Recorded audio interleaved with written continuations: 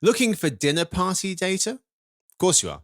eMarketer's Chart of the Day delivers one chart each day to help you better understand trends across marketing, media, advertising, commerce, technology, finance, and more. Wow your boss or board with your industry know-how. Visit emarketer.com/newsletters to sign up today. Hello, everyone, and thanks for hanging out with us for the Behind the Numbers Weekly Listen, an eMarketer podcast. This is the Friday show that thinks it's weird if you walk around the airport without luggage. So here's what happened. I dropped a rental car off the other day. I was walking through the terminal to the train to get back home. I was just carrying a little bag of chips or crisps, as if that was all that I'd packed for vacation.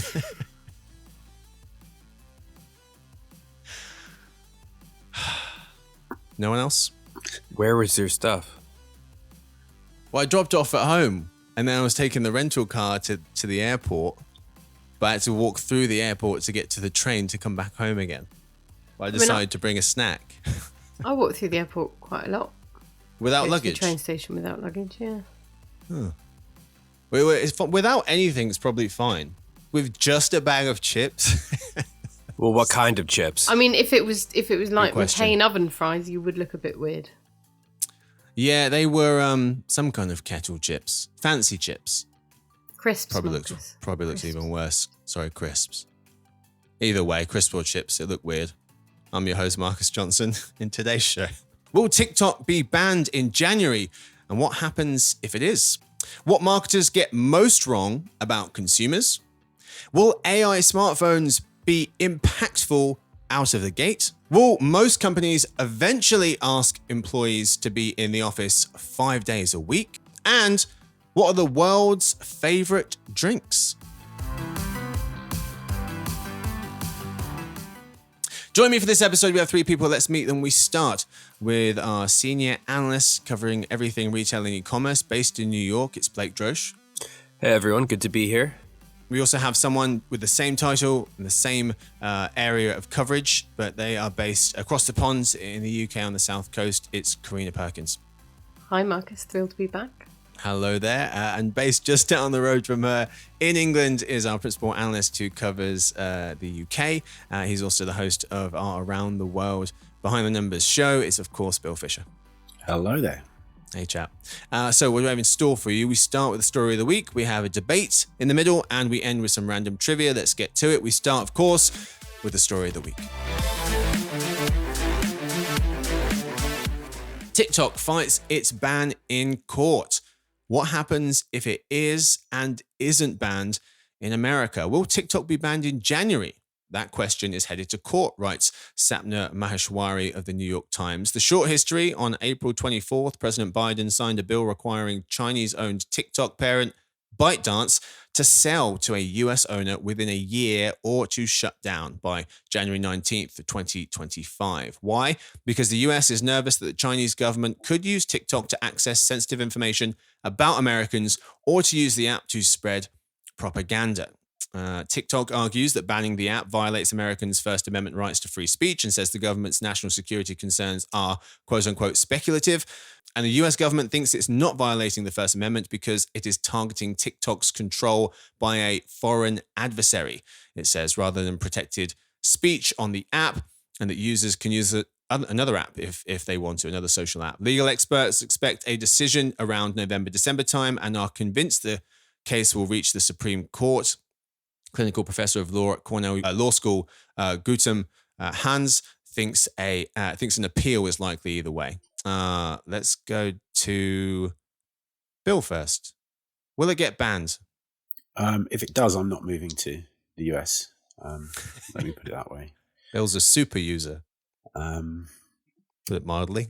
If it does get banned, I mean, the obvious thing is we're looking at a huge shift of advertising dollars out of the platform that have got to go somewhere else. Mm-hmm. I think in the US, it's over $10 billion in ad revenues this year for 2024. Yep.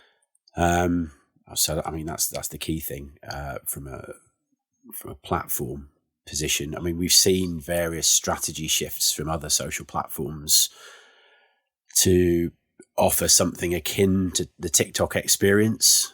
So they're touting for those audiences if they are looking to go somewhere else. From TikTok's perspective, I think if there is a ban, it will double down on some of its other strong performing regions.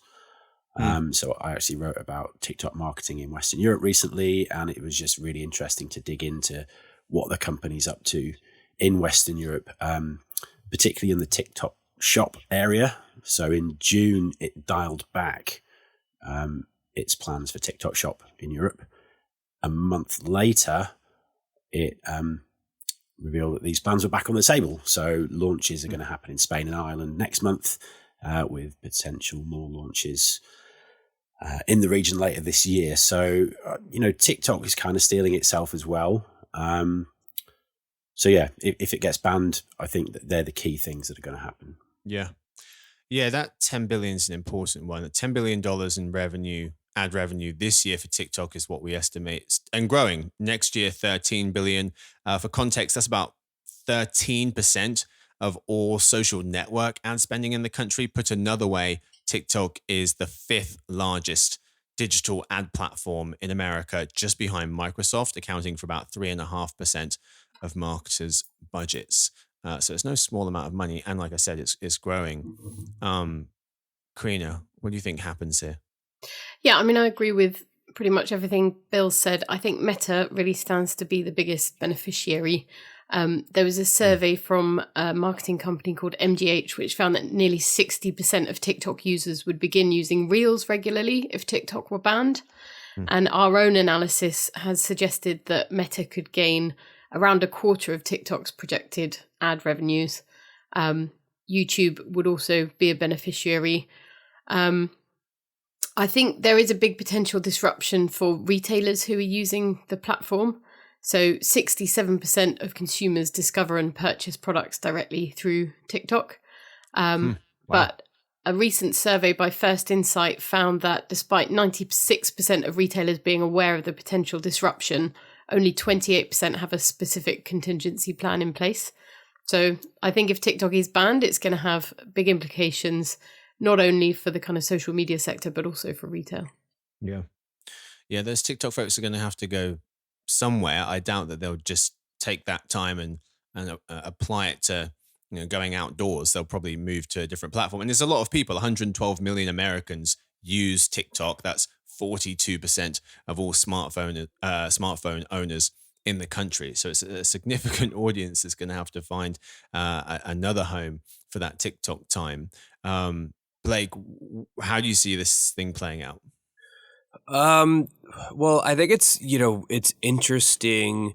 I don't think that necessarily, the Justice Department will be able to get through the courts based on sort of the threat alone that they're posing the threats that they're posing, basically being that TikTok or ByteDance has the potential to, distribute misinformation or give data to China. But I think, there are aspects of these accusations that are sealed, right? That only the judges have, that are being withheld from the public. And if that includes any, credible,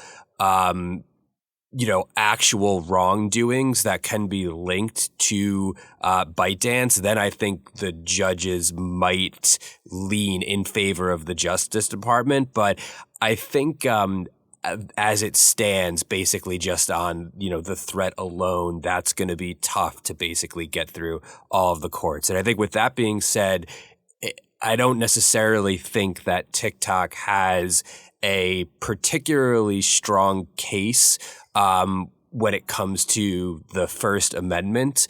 It seems like that's sort of a defense that is not really related to what the accusations are. So I don't know if either side really has a super strong argument. So it could potentially come down to the things that the public does not know at this point. I'm with you on neither side seems to have the strongest case. However, the pushback against the argument that TikTok doesn't have a case is that America's tried to ban TikTok before, and maybe this was irrespective of TikTok's actual case, but America tried to ban TikTok before, and it didn't work. Once at the federal level, once at the state level. At the federal level, Miss Maheshwari of the Times was pointing out, former President Trump was trying to ban or force the sale of TikTok in 2020 with an executive order citing national security concerns, but federal courts blocked the Commerce Department from carrying out the ban in part on First Amendment grounds. At the state level, Montana passed a law last year that would have barred TikTok from operating in the state, citing security concerns, but a federal judge blocked it, saying it most likely violated the First Amendment and a clause in the US Constitution. So TikTok does have that on its side, that it's been tried before, and the First Amendment seems to keep cropping up as a way to say, hang on, America, you're not allowed to do this. Support for a ban also is way down. 32% of people supporting a ban of TikTok. That's down from 50% in March of 2023, according to Pew Research Center. Most people, 39% now, are not sure. But when you look at people who have an opinion, 32% support the ban, 28% oppose it. So those numbers are a lot closer than they previously have been. Yeah, and I think that's also a really important thing to consider, because TikTok is big business in the U.S. now. It employs a lot of Americans, and there are a lot of Americans, creators that rely on TikTok for income and to live on. So and then on top of that, you have, the however many millions of Americans that are using the app. So it is, fairly ingrained into sort of the U.S. economy at this point. I mean, it would impact a lot of lives if it was to just sort of go away. So I think that a sort of level of indifference from the public on whether it should be banned or not could be, influential if this, current attempt at banning or forcing a sale fails. Whoever, is in the White House over the next couple of years is going to basically be faced with the decision of, is this worth continuing to battle against TikTok to try and get it banned, or is the, public opinion either pro TikTok or indifferent to the fact that it's really just not worth their time pursuing? Mm-hmm. Yeah, because the president can kick this can down the road. I think an extra 3 months past this January 19th deadline of sorts. So we'll see if they do that. Really quickly, before you finish the story of the week, we're talking about what happens if it does get banned. Lots of users having to find another platform, lots of advertisers having to reallocate dollars. But what happens if it doesn't? I was wondering if this encourages other foreign-owned social media and messaging apps to test out the US market. Because if it does get banned, maybe a lot of apps say, is it worth my time going to the US? Because if I get so big to a certain size, it's going to invite this government scrutiny. It depends on obviously which country owns that app, because the relationship with China is kind of at the heart of this contention. All right, folks, that's all we've got time for the story of the week. We move now to the debate of the week. Today's segment, Make the Case, where our panel, Blake, Bill, and Karina, present the for and against arguments for each of the following questions based on 3 news stories. It's 2 contestants per question, and the gang are putting their personal feelings aside and offering objective analysis. Question 1, Bill against Blake.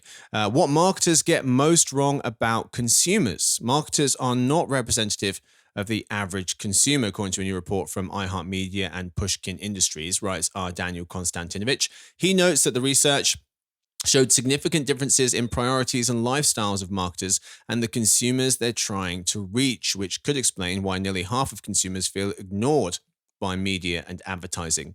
In one example, the report found that whilst most consumers think carefully about spending decisions beginning at $100, marketers apply the same scrutiny to themselves starting at $1,000. The question is, what do marketers get most wrong about consumers? Bill is going to argue what marketers get most wrong about consumers is geography/geo awareness. Bill, 60 seconds on the clock. Make the case. Okay, what I mean by this is that marketers are often located in commercial, cultural hubs, right? So taking the UK as an example, London is the epicenter of most agency, brand, any kind of marketer activity. London accounts for a little over 10% of the population. There are big cities around the rest of the UK, but London's the only megacity in the UK. Meanwhile, over a fifth of the UK population lives in rural areas.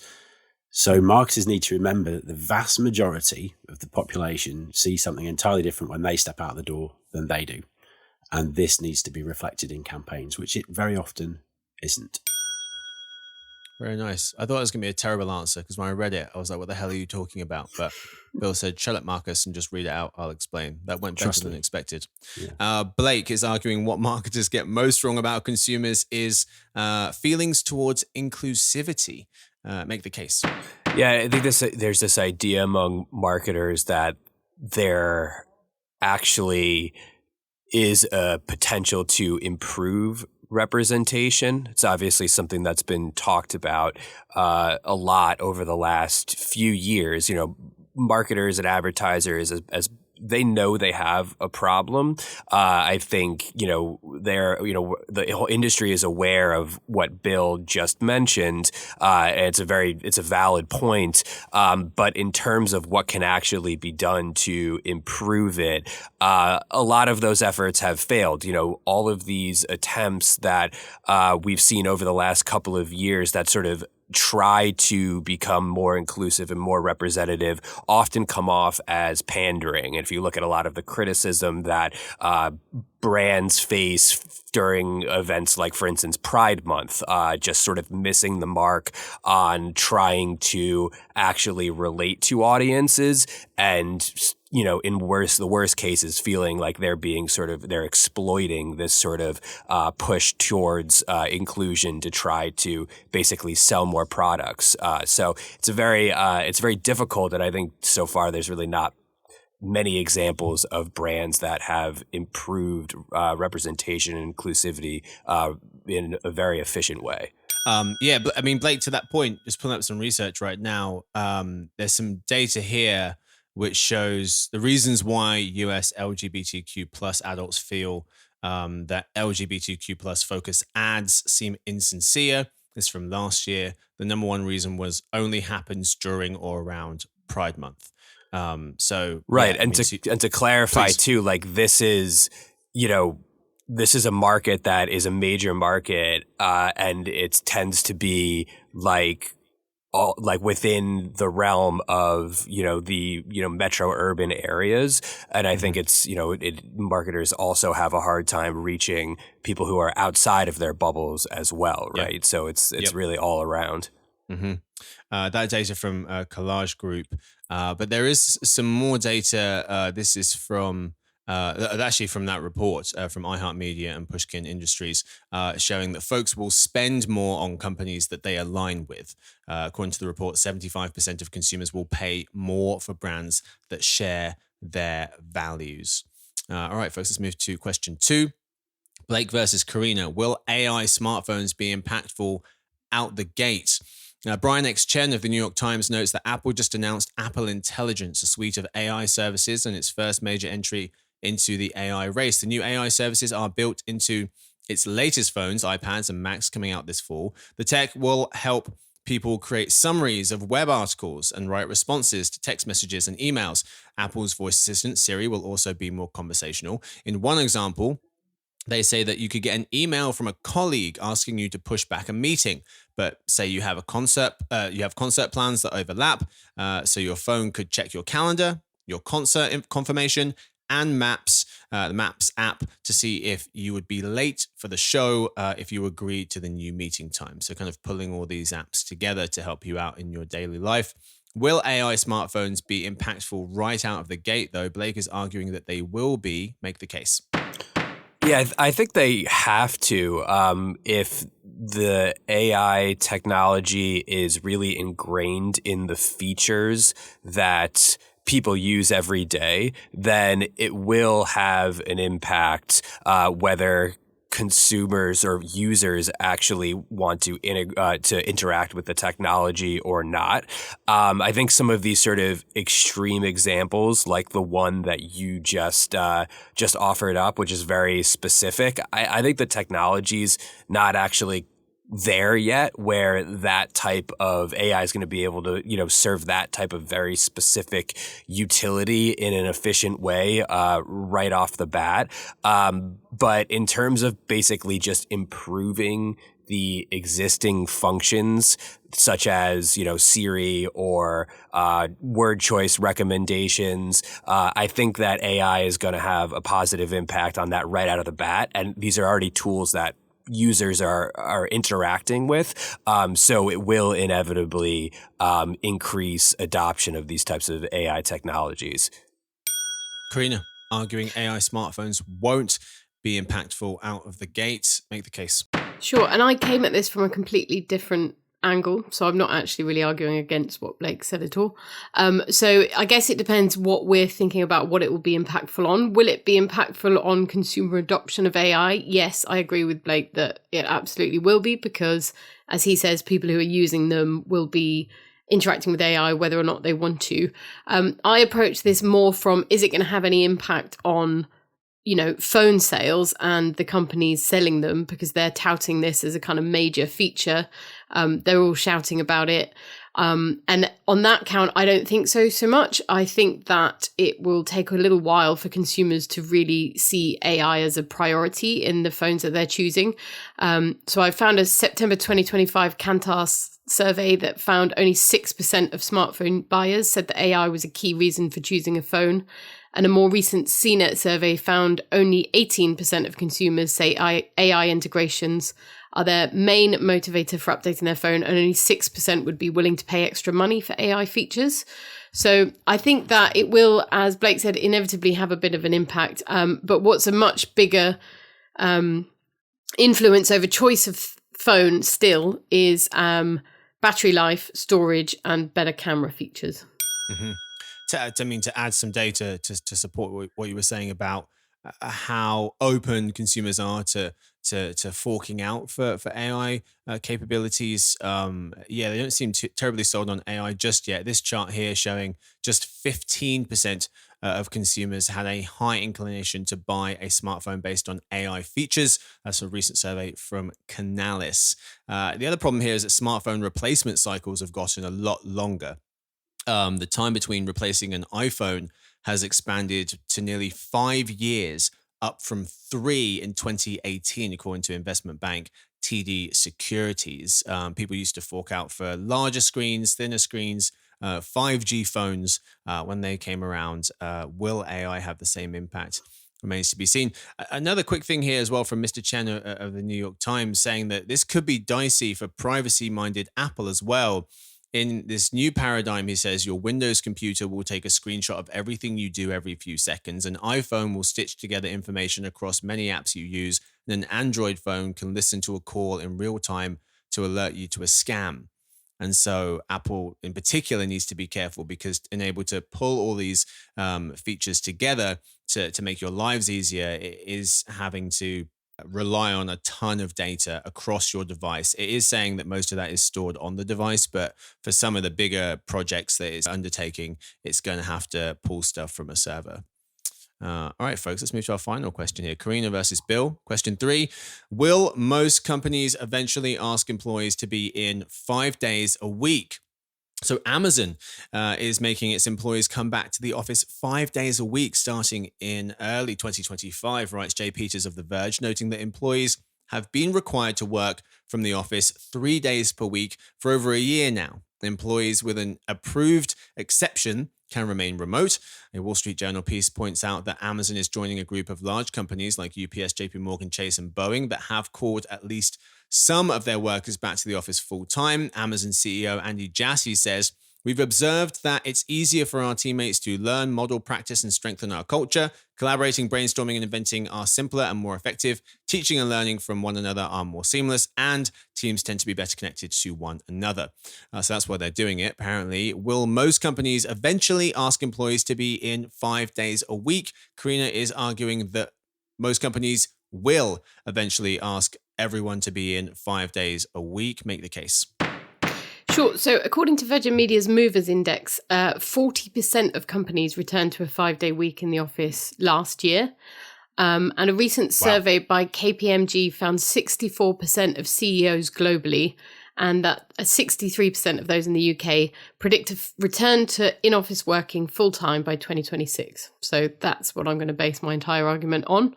Having said that, I do think that there will be plenty of companies that don't mandate a 5-day return to office, particularly those that were kind of operating remote working ahead of the pandemic and potentially have workforces that are quite spread out.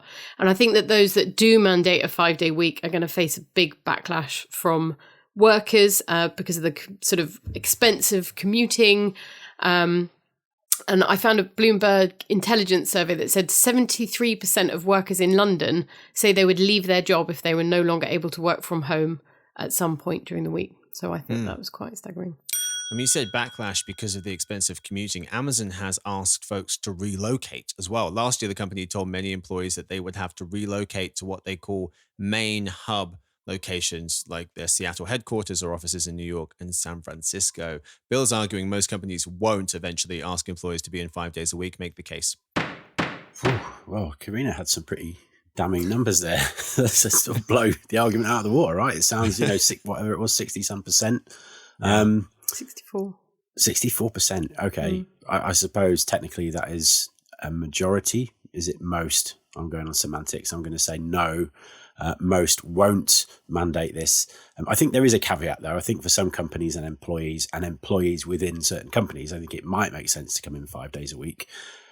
But I just think we've moved beyond this very rigid and quite frankly discriminatory days of old. So there will be some employees, incredibly good employees, who firms would likely lose if they were to mandate this requirement for 5 days in the office. I think the flexibility afforded to new parents, for example, one example, means that companies can retain that talent and still get the same output. I mean, there are numbers that point to the fact that companies are more productive when people aren't having to do the commute every day, for example. So, Amazon mentioned approved exceptions. I think those exceptions could actually turn out to be quite large. Great arguments, folks. We're reading it for this news article, for this story, this round. It's hard.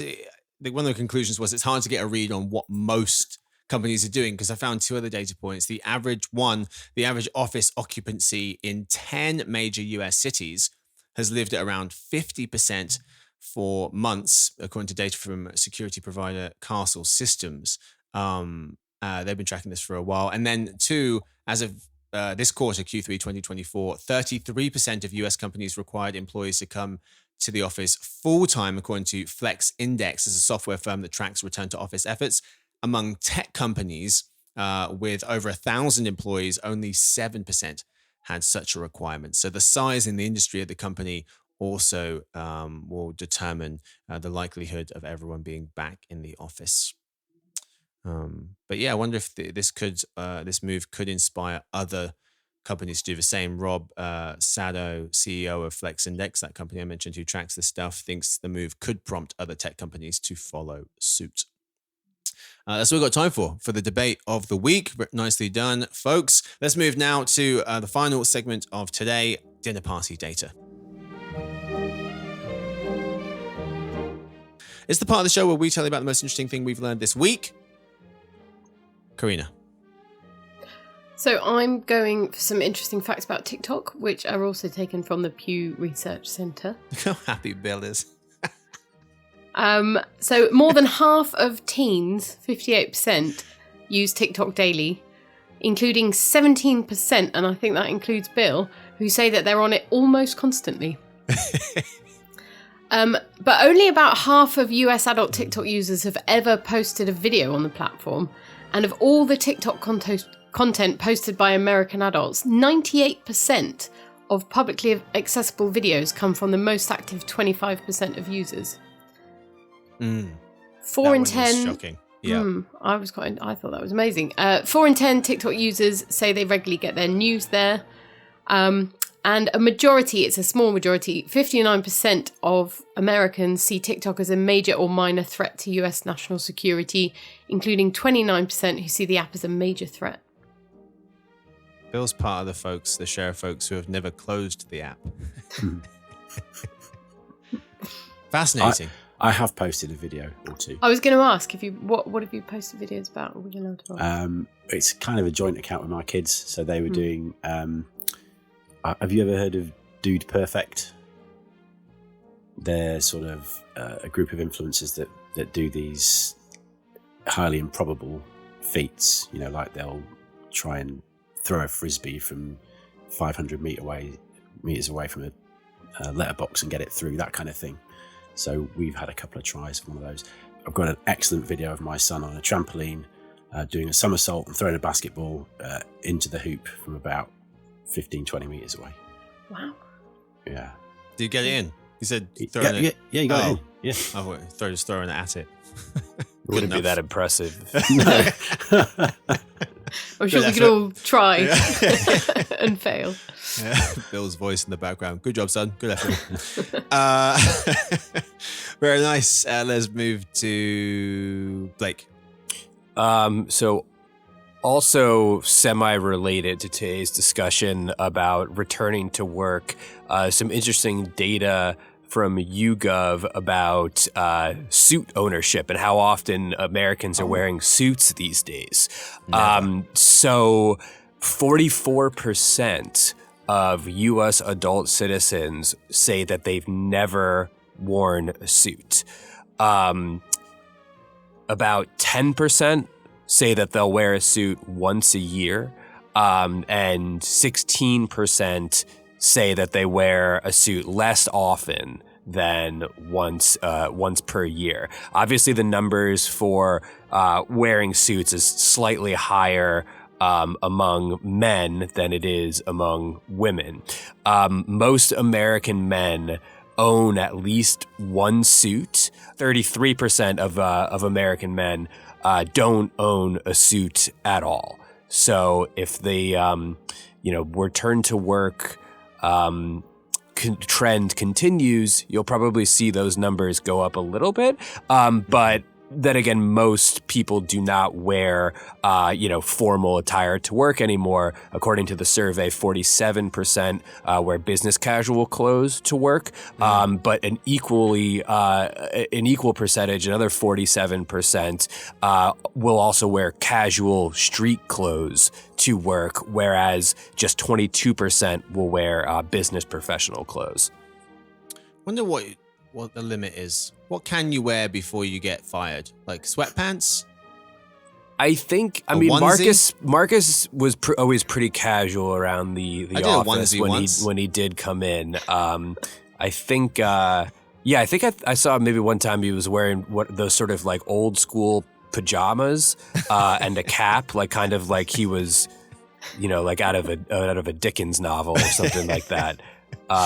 It was weird. It was also very late at night. I thought maybe he had been sleeping there. It was a weird situation. It felt right. Very good. Let's go to Bill. Okay, I'll round this out because my story kind of relates to the final thing we spoke about, which was AI. Nice. So we've had TikTok and wearing suits in offices. Have we ever heard of a lipogram? Anyone know what a lipogram is? Okay, so this is a form of writing where a letter or letters are omitted. And in 1939, a chap called Ernest Vincent Wright produced the most famous lipogram. It was a 50,000-word novel called Gadsby, and it does not contain the letter E once, which is heard of this. Yeah, it's quite an achievement, right? Insane. It took him 5.5 months to write. As an amazing achievement as it was, I've attempted to read a bit, and it is awful. It's really difficult. But it did get me thinking. I thought, surely this is something that generative AI can produce easily. So I asked ChatGPT to write me a 500-word short story without using the letter E. There were 18 in the initial output. I told it got it wrong, try again. This time it was only 183 words long and it contained 4 E's. I asked it again, this time it had 45 E's. ChatGPT cannot do a lipogram. So there you go. We beat generative AI when it comes to lipograms. Why did he do it though? What was he? Was it just like a happy accident? He's like, don't think I've used E in this. I think or did he sit not. down and think, no, I'm going to use E? He got quite a lot of Sick of E. coverage even before this published. So he obviously went out to make a little bit of a name for himself, I think. When was it published? 1939. Wow. Very nice. All right, folks. I'm going to talk to you quickly about the world's favorite drinks. We'll start at the global level. Over 2 billion people worldwide consume alcohol regularly. That's about 8 billion people in the world. It's about 25%. According to the World Health Organization, the most popular type of alcoholic beverage was spirits, 45%. Beer, 35%. Wine, 12%. And then 7% for other. Heavily skewed by what folks drink in Asia. A lot of spirits there. In the Americas, it was over 50% beer, over 30% spirits, 14% wine. In Europe, it was 40% beer, and spirits and wine had about 30% each, according to a Bruno Venditti piece in Visual Capitalist. Top 5 selling beers in the US. Blake, can you guess one that's in the top 5? Modelo is the top-selling beer in the U.S. Bang. Modelo Especial. Bud Light, Michelob Ultra, Coors Light, and Corona Extra, according to NIQ on March 2024. Top 5 selling beers in the UK from the same source. Bill and Karina, can you get one in the top 5 each? Heineken. No. No. No. Guinness. Oh, Stella. Stella's number 1. Yes, Guinness, no. Stella, Bud, Carling, Foster's, and San Miguel, according to that same source. And then I've got for you the top 5 most popular beverage brands. Popular, this is, in the US, according to YouGov. Popular is defined as folks with a positive opinion of the brand. In the US, Coca-Cola. no. Dole, Lipton, 1 and 2. Tropicana and Welch's joint 3rd. And in joint 5th, there was quite a few folks. Ocean Spray, Canada Dry, 7-Up Sprite, Sunkist, Minute Maid, and Lipton Iced Tea. Top 5 most popular beverage brands in the UK. This is brands. Guesses? Innocent? No. It's Coca-Cola. You guys have to get this one. Fanta. Otherwise, I'll be very disappointed. No. Come on. What's the best drink that we have to offer? Is it Twinings? No. There are 2 tea brands, though, in the top 5. Fridge. No. Unbelievable. Give me your passport. Send your passport to me. Unbelievable. Robinsons. Oh, yeah, okay. Squash. Yeah. Orange squash. Robinsons, then it was Schweppes, PG Tips, and in joint 4th, Yorkshire Tea and Sprite. Bill, aren't you from Yorkshire? No. Okay, fair enough. I'm What from is Lancashire. can you explain to the audience Same thing. what Robinsons is? It's like a, what did you say, concentrate? Yeah. Fruit it's concentrate? A fruit and you mix it with concentrate water. drink. Yeah, 1 part juice, and like 10 parts water. Whatever. So And yeah. it actually interesting that in both the US and the UK, juices were way more popular than I would have thought. Mm-hmm. Yeah. A Sprite was the only one that made both lists across the countries, but yeah. Love So Sprite. disappointed in you two. Unbelievable. Well played, Blake. That's what we've got time for. For today's episode, thank you so much to my guests. Thank you to Blake. Always a pleasure. Thank you to Karina. Thanks, Marcus. Thank you to Bill. The Lancastrian, Bill. Thank you for having me. I knew that. I had no idea. Thank you to Victoria. She edits the show. Stuart runs the team. Sophie does our social media. Lance runs our video podcast. Thanks to everyone for listening in. We hope to see you on Monday for Prime Numbers Daily. That's an E-Marketer podcast. Happiest of weekends.